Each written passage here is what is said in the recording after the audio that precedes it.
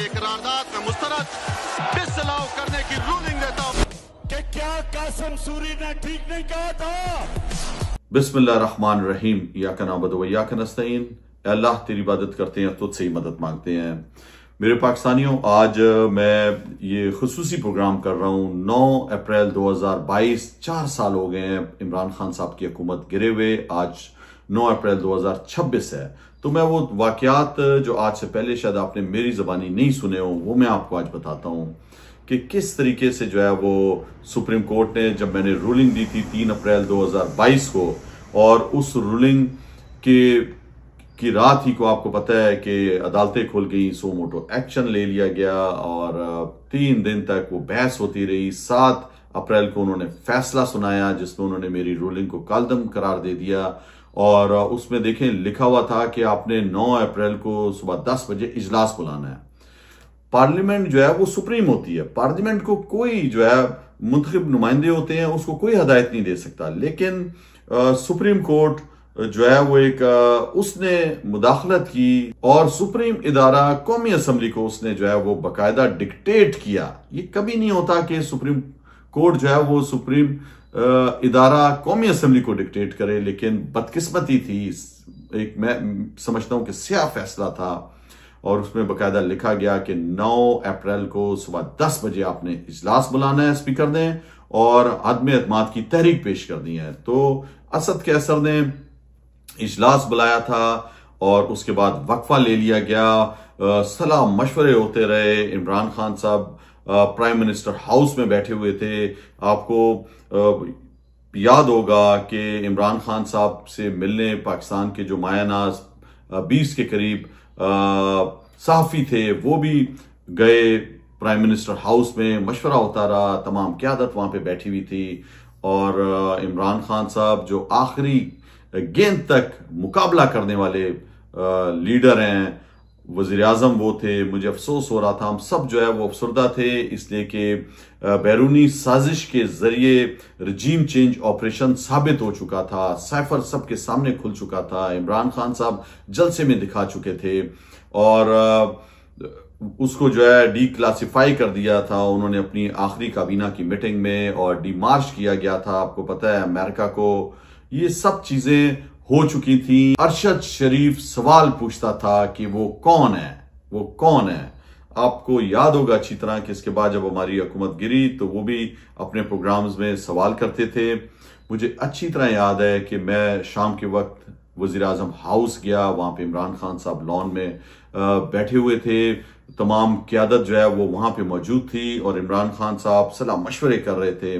उसी रात को आपको याद है कि अफवाह फैल गई कि एक हेलीकॉप्टर आया है GHQ से और उसने शायद धमकाया है इमरान खान साहब को। ये ऐसी झूठी बातें भी उस दिन मीडिया में सर्कुलेट कर रही थी जो बिल्कुल थी नहीं। इमरान खान को कौन धमका सकता है? वो तो आज भी सर उठा के जेल में है, किसी की डिक्टेशन नहीं ले रहा। तो इमरान खान वो वजीर आजम थे जो डिक्टेशन लेते नहीं थे, देते थे। पहले वजीर आजम थे जो GHQ में जाकर उन्होंने इजलास अकेले जो है वो हेड किया, वरना पाकिस्तान में कभी इस तरह की मिसाल नहीं मिलती थी कि कोई GHQ जाए तो साथ आर्मी चीफ भी बैठ जाता था। इमरान खान साहब ने अकेले सदारत की हुई थी, और बात भी यहीं से बिगड़ी थी कि आर्मी चीफ मुदाखलत करता था, इमरान खान बात नहीं मानता था। इमरान खान एब्सोल्युटली नॉट कह चुके थे सारी दुनिया के सामने कि मैं अपनी सरजमीन इस्तेमाल करने नहीं दूंगा। इमरान खान साहब वो वज़ीर आज़म था जिसके दौर में एक ड्रोन अटैक नहीं हुआ था हमारी सरजमीन से, ना जो है वो हमारे फाटा और वजीरिस्तान के इलाके में दहशतगर्दी को उन्होंने कंट्रोल कर लिया था।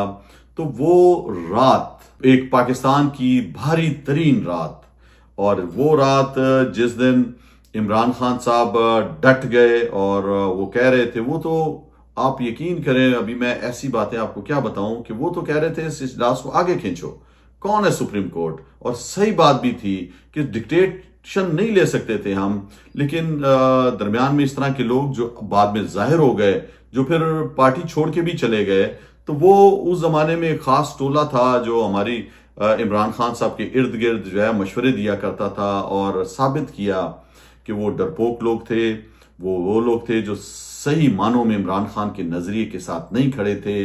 इमरान खान जो तब्दीली लाना चाहता था, जो निजाम की तब्दीली चाहता था, चेहरों की तब्दीली नहीं चाहता था, मेरे जैसे आम लोगों को लेके आया था। तो उस रात को जब मैं वहां पे गया तो मुझे अच्छी तरह याद है, असद कैसर, परवेज खटक, असद उमर, फात चौधरी, फरूख हबीब भी था वहां पे, शहबाज गिल भी थे जो चीफ ऑफ स्टाफ थे इमरान खान साहब के, और भी बहुत से क़यादत वहां पे थी। तो जब मैं गया तो खान साहब भी कि किस तरह करना है, क्या करना है, तो मैंने खान साहब को कहा मुझे आप बताओ करना क्या है। इससे पहले भी आपको पता है मैं रूलिंग दे चुका था और बेखौफ होकर मैंने रूलिंग दी थी। हालांकि जिस तरीके से वहां पे खौफ था, कंट्रोल था और धमकियां दी जा रही थी बाकायदा, कि सबको पता है कि किस तरीके से जो हमारे इत्तेहादी थे उनको बाजवा के कहने पर वो सारे हमें छोड़ के चले गए थे, और सिंध हाउस के अंदर किस तरह हमारे वो साथी जिन्होंने कमजोरी दिखाई, ईमान बेच दिया, पैसों पे बिक गए, खौफ में बिक गए, वो हमसे जो है वो अलग हो चुके थे और बाजवा की गोद में जाके बैठे हुए थे। सिंध हाउस में जरदारी ने उनको जो है पनाह दी हुई थी, इसलिए कि सिंध हुकूमत आपको पता है पीपल्स पार्टी की थी। तो ये सब कुछ हो रहा था और मैंने यकीन करें कि बेखौफ होके कहा था कि बताओ मुझे क्या करना है, अगर इजलास को आगे भी लेकर जाना है, इसको नहीं मानना भी मैं करूंगा, इसलिए कि मैं पाकिस्तान की खातिर करना चाह रहा था। लेकिन इतनी लंबी हमारी जो थी जदोजहद थी, जिसके अंदर इमरान खान साहब को ज़ौलक ने वजीर बनने का कहा था, नवाज शरीफ ने कहा कि मेरे साथ आके मिल जाओ और मैं तुम्हें अपना सेकंड बनाता हूं, फिर परवेज मुशर्रफ ने ऑफर दी कि मैं तुम्हें वजीर आजम बनाता हूं। तो इतनी लंबी जद्दोजहद, 97 का इलेक्शन हारते हैं, 2002 के इलेक्शन में सिर्फ एक सीट मिलती है इमरान खान को, आप देखें, और उसके बाद 2008 का इलेक्शन जो है वो अपोजिशन के साथ मिलकर सिर्फ इस वजह से कि सही मानों में जमहूरियत आए, इमरान खान साहब ने उस इलेक्शन का बाइकआउट किया। महमूद खान अचकज़ई भी थे उस बाइकआउट में, लेकिन आखिरी टाइम में उस इलेक्शन में नवाज शरीफ आ गए बेनजीर के साथ, और क्या हुआ, बेनजीर साहबा जो है वो शहीद हो गई। और अच्छी तरह मुझे याद है कि इमरान खान साहब 2013 का जब इलेक्शन था उससे पहले भी कैंपेन में वो जख्मी हो गए और खैबर पख्तूनख्वा में हुकूमत बनी, 35 या 36 हमारे एमएनए आए थे।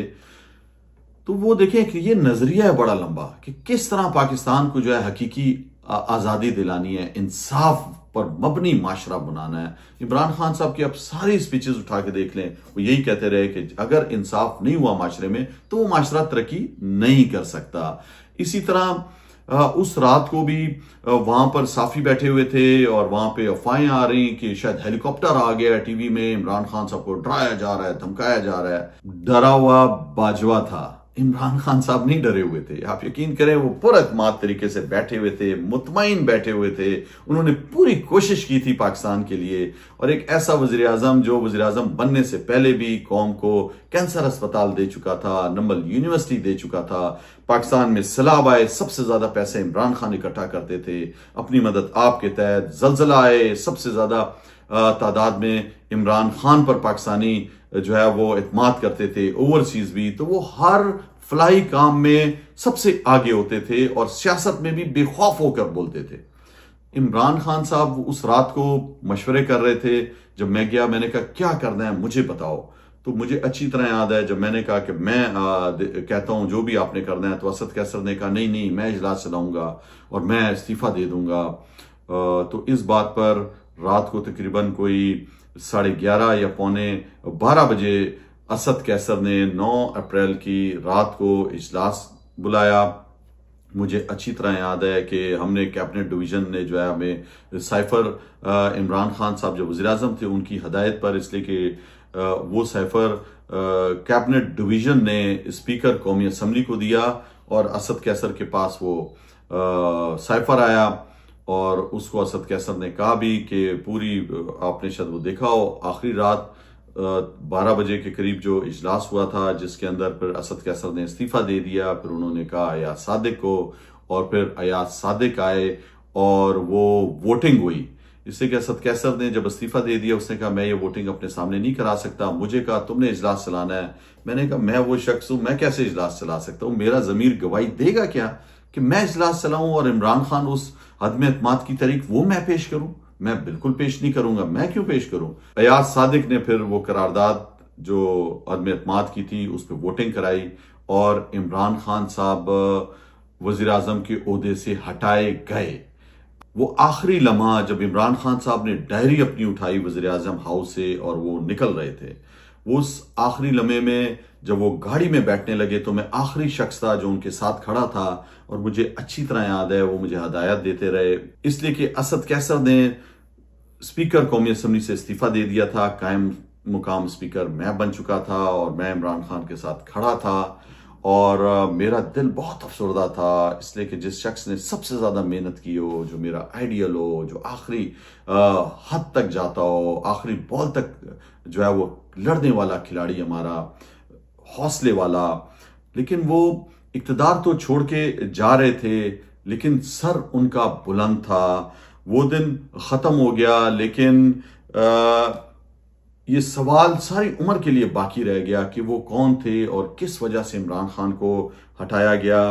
क्या ये सब कुछ कार्रवाई आइन के मुताबिक हुई? मैं समझता हूं बिल्कुल आइन के मुताबिक नहीं हुई। आइन की धज्जियां उड़ाई गई और देखिए, इक्तदार तो आना जाना चीज होती है। इमरान खान तो इक्तदार छोड़ के चले गए लेकिन जो इज्जत अल्लाह ताला ने इमरान खान को दी वो हम सबके सामने है। आज जो इक्तदार में बैठे हुए हैं उनका सर नीचे है, वो जो है वो गुलामी कर रहे हैं, लेकिन इमरान खान आज काल कोठड़ी में बंद है लेकिन सर बुलंद करके हिम्मत और हौसले का पहाड़ बने हुए हैं आज जेल के अंदर भी।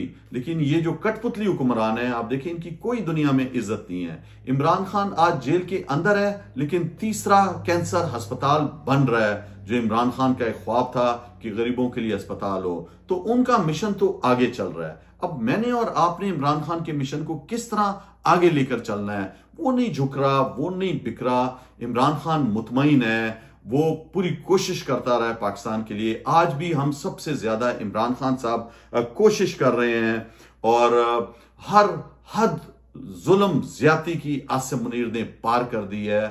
पाकिस्तान की तारीख में पहली दफा अदालतें रात के अंधेरे में खुली और प्रिजनर वैन आ चुका था। इमरान खान साहब कहते हैं कि मुझे सबसे ज्यादा दुख इस चीज का होगा कि किस तरह प्रिजनर वैन आई और आधी रात को अदालतें खुली।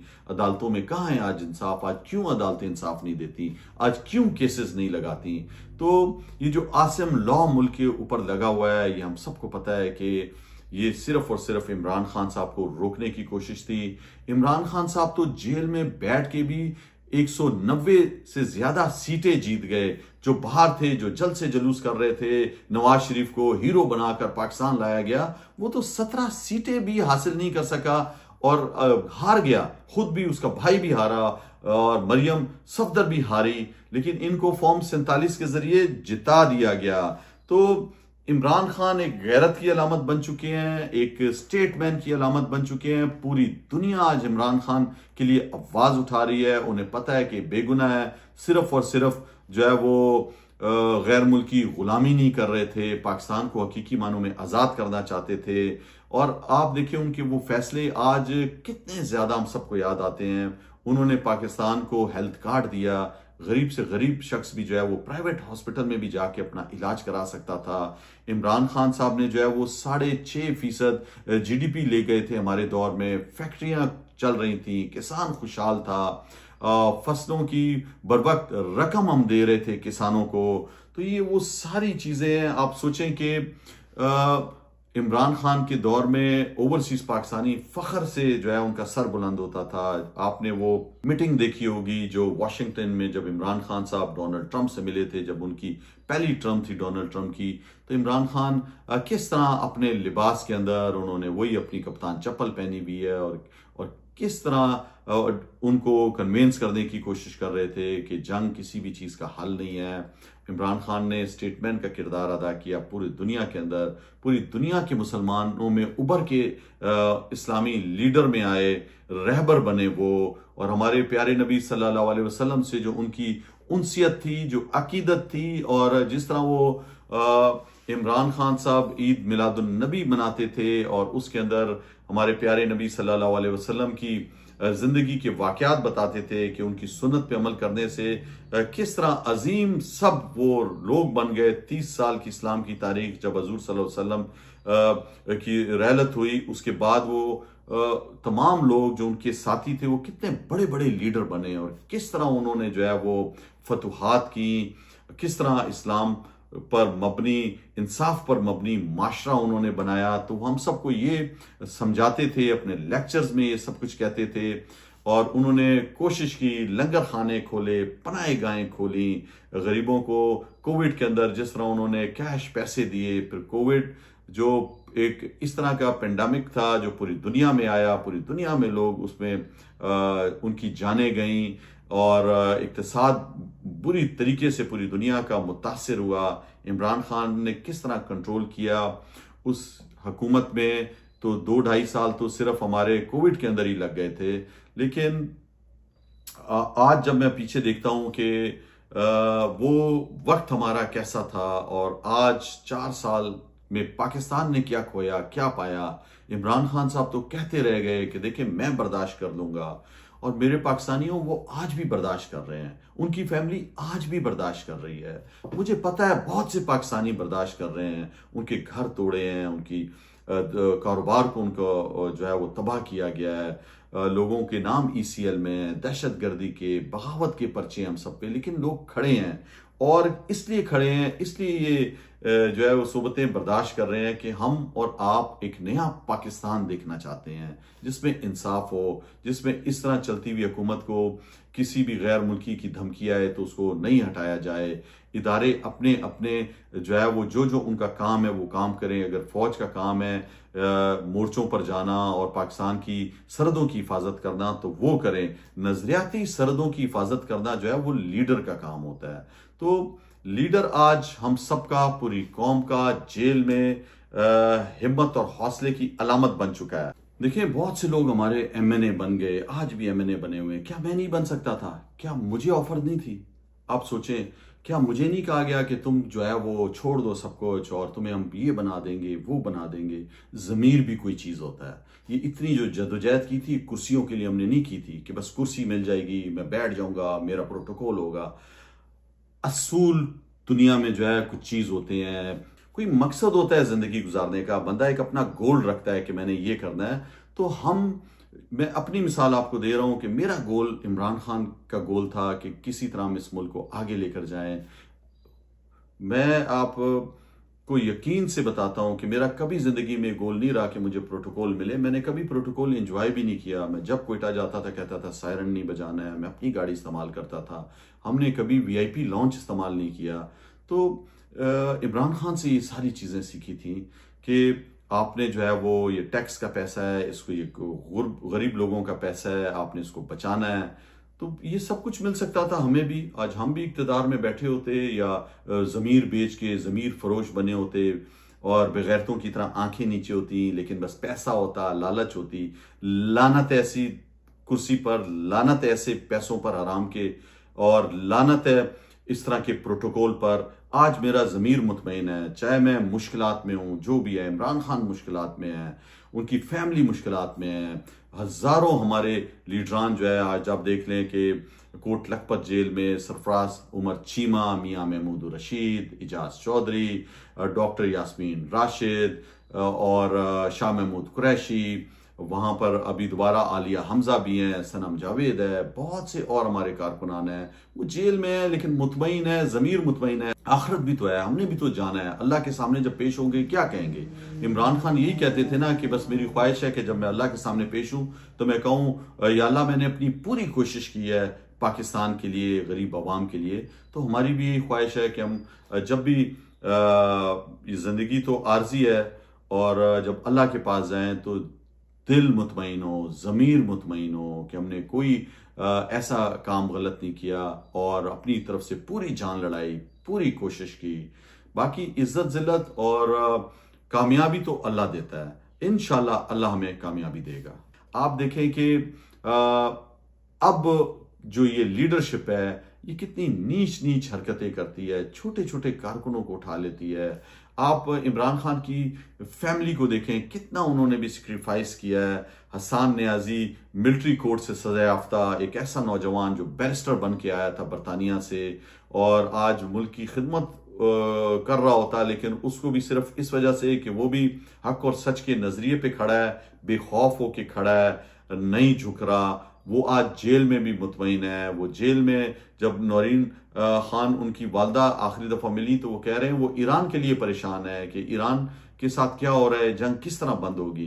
तो इमरान खान साहब जो मेरे आइडियल, मेरे लीडर, जिन्होंने मुझे मौका दिया कि मैं उनके साथ खड़ा रह सकूं, उनके साथ मैं इस मुल्क के लिए खिदमत कर सकूं, एक आम आदमी मुझे लेके आए, बहुत से मेरे जैसों को लेके आए, तो वो शख्स है जिसने यहाँ पे जो है मौरूसी सियासत का खात्मा किया। तो मेरे पाकिस्तानियों, आज सोचने का मुकाम है कि 4 साल गुजर गए हैं, पाकिस्तान पसमानदगी की तरफ जा रहा है, पाकिस्तान में महंगाई अरूज पे है। हमारे दौर में 124 से 25 डॉलर फी बैरल तेल की कीमत थी, लेकिन इमरान खान साहब ने जो है वो 150 के करीब हमारे दौर में फी लीटर पेट्रोल था। आज आप सोच लें कि 520 रुपए डीजल की कीमत है, और 108 रुपए बैरल जो है वो बैनुल अक़वामी मार्केट में तेल की कीमत है। बिजली कहां से कहां पहुंच गई। आप सोचें, चीनी जो है वो 80 रुपए के करीब हमारे दौर में 1 किलो मिल रही थी, आज 220 रुपए किलो मिल रही है। गोश्त की कीमतें आप देख लें, हर वो चीज जो इमरान खान साहब के दौर में जिसकी कीमत थी, आज उससे डबल से भी ज्यादा उनकी कीमतें हो चुकी हैं। पाकिस्तान में रूल ऑफ लॉ नहीं है, नौजवान मायूस होकर, सबसे ज्यादा पाकिस्तान की तारीख में इतना ज्यादा नौजवान बाहर नहीं जा रहा, इसलिए कि यहाँ पे रोजगार नहीं है। यहाँ पे आज तो ये हाल हो चुका है कि जो नौजवानों को वीजा भी मिल रहा है वो बाहर जा रहे हैं काम करने के लिए, उन्हें जो है उनके स्टैंप लगा दी जाती है, FIA की तरफ से उन्हें बाहर नहीं जाने दिया जाता। लीगल उनके पास डॉक्यूमेंट्स होते हैं, टिकट होता है, वीजा होता है, सब कुछ होता है। तो इतना जुल्म है और खौफ है। आप देखें, अभी इन्होंने ईरान अमेरिका इजराइल की जंग में जो है वो कभी भी नाम लेकर इजराइल का या अमेरिका का उन्होंने नहीं कहा कि ये गैर कानूनी जंग आपने मुसल्लत की है। उन्होंने जो बच्चियां शहीद हुई ईरान में स्कूल में, उसके पे इजहार अफसोस नहीं किया। तमाम खलीजी ममालिक जिन्होंने अड्डे दिए हुए थे अमेरिका को, वहां से फायर होते थे, लेकिन ईरान को उन्होंने उसका साथ इस तरह जाहिरी तौर पे नहीं दिया जिस तरह अवाम खड़ी थी। जब अवाम जुल्म के खिलाफ निकली तो 35 लोगों को जो है वो फोर्सेस ने शहीद कर दिया। तो पाकिस्तान में तो आज आप एहतजाज भी नहीं कर सकते, आपको इजाजत ही नहीं है। तो ये पूरा मार्शल लॉ, आसिम लॉ लगा हुआ है। इस आसिम लॉ से किस तरह जान छुड़ानी है। देखें, ईरानी भी निकले, आज फख्र से जो है वो जश्न मना रहे थे जब जंग खत्म हुई, और लाखों की तादाद में लोग रोडों पे निकले बेखौफ होके। तो हम जो पाकिस्तानी कौम है, इस कौम को कोई आर्मी चीफ नहीं एक कौम बना सकता। इसको शिया सुन्नी फिरका वारियत, पंजाबी, पठान, बलोच, सिंधी, सराइकी, ये फौजी इकट्ठे नहीं कर सकते। ये एक लीडर करता है जिस तरह इमरान खान करता है। आज 90% पाकिस्तानी जो है वो इमरान खान के साथ इसीलिए खड़ा है। बलूचिस्तान से लेकर चित्राल तक और कराची से लेकर जो है वो पंजाब तक, खैबर पख्तूनख्वा, सिंध, हम सब आज एक इस वजह से हैं कि इमरान खान जो है वो उम्मीद दिलाता है हम सबको कि पाकिस्तान ऐसा खूबसूरत होगा। ये तो तकसीम कर देते हैं हम सबको, ये नफरतें फैलाते हैं, लड़ा के जो है सिर्फ अपनी हुक्मरानी करना चाहते हैं इस पाकिस्तान पर। तो इमरान खान कहता था मेरे पाकिस्तानियों, तो उसने ये रस्म रखी। उन्होंने जो है वो इलामा इकबाल का फलसफा हम सबको बताया। आप यकीन करें कि मैं मुसलमान घराने सुन्नी में पैदा हुआ हूँ, मैंने जो है वो कुरान पढ़ा, मुझे जो है वो तालीमात दी गई इस्लामी, लेकिन जो मतलब मुझे ला इलाहा इल्लल्लाह मुहम्मद रसूलुल्लाह का इमरान खान ने समझाया। देखिए, इमरान खान की दाढ़ी तो नहीं है, मौलवियों ने इतनी बड़ी बड़ी दाढ़ियां रखी होती हैं, लेकिन जो उनकी जबान का असर मेरे दिल पे आया है, उतरा है और मेरी रूह में उतरा, तो वो मतलब कि बेखौफ हो जाओ और एक अल्लाह को मानना कि छोटे छोटे बुत, छोटे छोटे खौफ अपने दिलों से निकाल दो। तो ये मुझे इमरान खान ने सिखाया, पूरे पाकिस्तान को सिखाया। और लोग आज जो कहते हैं कि ईमान क्या है, किस तरह बेखौफ हुआ जाता है, किस तरह अल्लाह पे यकीन है कि इज्जतों का मालिक अल्लाह है, राज़िक अल्लाह है, नौकरी भी चली जाए अल्लाह ने रिस्क देना है, जिंदगी मौत अल्लाह के हाथ में है। तो ये सारी चीजें जो इंसान, जब वो कहते हैं ना कि जब गाजी बन जाए या वो जब शहादत के रुतबे पे जा रहा होता है, अल्लाह के लिए जान कुर्बान कर रहा होता है, तो उसका ईमान इतना मजबूत होता है कि मैं अल्लाह की राह में जा रहा हूँ, हक और सच पे मैं खड़ा हूं। तो इमरान खान भी हक और सच पे खड़े रहे, उनकी हुकूमत को गिरा दिया गया। लेकिन आज भी आप देखें कि इमरान खान का नजरिया जो है वो पूरी दुनिया में फैल चुका है। इमरान खान साहब को इन्होंने जिस्मानी तौर पर तो कैद किया हुआ है, जेल में काल कोठरी में डाला हुआ है। जिस तरह अभी सलमान सफदर ने बताया कि उनको किताबें नहीं दी जा रही, कैद तन्हाई में रखा हुआ है, उनकी आंख की बिनाई तेजी से खराब हो रही है। इमरान खान साहब जो है वो फिर भी मुतमईन थे और उसी तरह पुरअज़म थे। देखें, जब हमारी हुकूमत गिराई गई, जो हमारे इत्तेहादी थे वो भी छोड़ के हमें चले गए थे और आज सब गवाही दे रहे हैं। आज ख्वाजा आसिफ कह रहा है कि हाँ, रिजीम चेंज ऑपरेशन हुआ था, फौज ने हमें फैसिलिटेट किया। आज सरदार अख्तर मैंगल कहते हैं कि किस तरह जो है वो बाजवा ने और दूसरों ने मिलकर जो है ये सब कुछ किया। आज मौलाना फजलुर रहमान तक कहते हैं कि किस तरह इजलास में जो है वो जनरल बाजवा ने जो है ये सब कुछ कराया और हम सब जो है वो इस्तेमाल हुए। हमने एक चलती हुई हुकूमत को गिराया, जमहूरियत को गिराया। और ये तारीख का हिस्सा रहेगा कि पहली दफा एक वजीर आजम डट गया असूलों पर। उसने नहीं देखा कि दुनिया की सबसे बड़ी ताकत अमेरिका इसके पीछे है। उन्होंने पूरी दुनिया को बताया और आज ये रिजीम चेंज ऑपरेशन पाकिस्तान की तारीख का स्याह तरीन बाब बन चुका है। तो ये जो पुरअज़म होना है, ये आसिम मुनीर और इसकी रिजीम फॉर्म 47 की कांपे टांगने लग जाती हैं। वो समझते हैं कि किसी तरह खौफजदा हो जाए, वो नहीं हो रहा खौफजदा। और मेरा ईमान है कि अल्लाह ताला ने इमरान खान से काम लेना है। मैंने और आपने हिम्मत दिखानी है, खड़े रहना है इमरान खान के साथ। और आज ये जो पाकिस्तान बंद गली में चला गया है मेरे पाकिस्तानियों, इसको बंद गली से मैंने और आपने निकालना है इमरान खान की तरह हिम्मत और हौसला करते हुए। और अरशद शरीफ ने जान दे दी और वो पूछता रह गया कि वो कौन है, वो कौन है। वो जो था जनरल बाजवा था, आज उसकी शक्ल में जो है वो आर्मी चीफ आसिम मुनीर है। और इसके कठपुतली ये जो तमाम आए हुए हैं, आसिफ जरदारी जो सदर बन गया है झूठे 2 नंबर वोटों पर, जो है शहबाज शरीफ जो शोखियां मार रहा है, उसकी टीम। आप देखें कि टिकटॉकर एक ऐसी खातून को वज़ीर आला बना दिया है जो बस जिसका अरमान था कि मैं किसी तरह कुछ बन जाऊं, जो सिर्फ टिकटॉक बना रही है। 1 करोड़ बच्चा जो है वो स्कूल से बाहर है। पंजाब के अंदर भी बेरोजगारी फैल रही है, लेकिन कोई पूछने वाला नहीं है। दहशत गर्दी फैल रही है। बलूचिस्तान के अंदर आप देखें रूल ऑफ लॉ नहीं रहा। तकरीबन 13 से 14 डिस्ट्रिक्ट के अंदर इंतजामिया गैर फाल हो चुकी है। तो इन हालात में मैंने और आपने हिम्मत करनी है, अपने कायद इमरान खान का हौसला बनना है, अपनी कौम को एक अजीम कौम बनाना है।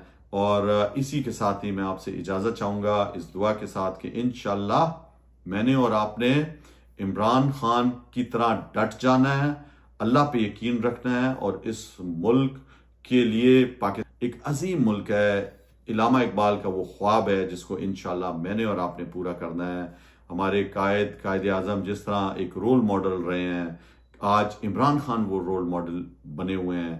अपने प्यारे नबी सल्लल्लाहु अलैहि वसल्लम की सीरत पर चलते हुए इमरान खान की तरह हमने और आपने पाकिस्तान के लिए आखिरी हद तक कोशिश करनी है कि इसको आज़ाद कराएं हकीकी मानों में। और अपने जो 65% नौजवान हैं उनको बरवेकार लाते हुए इसको एक अजीम मुल्क बनाएं। आज तक इतना ही। अपना बहुत ख्याल रखें, मेरे लिए भी दुआ करें। पाकिस्तान जिंदाबाद।